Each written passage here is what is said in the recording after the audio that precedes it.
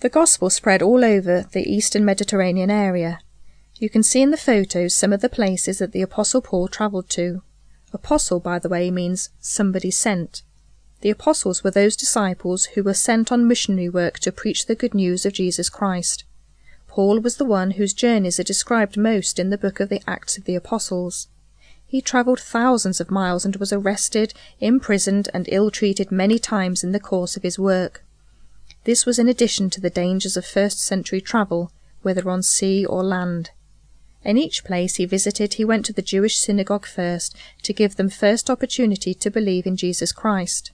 But Paul would often be harassed by the Jews, who did not recognize Jesus as the Son of God and hated Paul for contradicting their own belief that you could only please God if you kept to the law of Moses. In other places Paul was up against different traditions. Gentiles usually believed in lots of gods and goddesses. One such Greek goddess was Artemis, who was the Roman goddess Diana.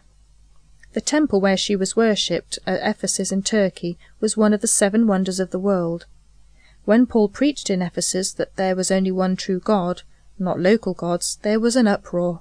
This was stirred up by the city's metalworkers. They made and sold religious artifacts to visitors, perhaps like the replica on display, and were afraid that Paul's preaching would put them out of work. The last we hear of Paul in the book of Acts was when he was arrested and taken to Rome to appear before Caesar.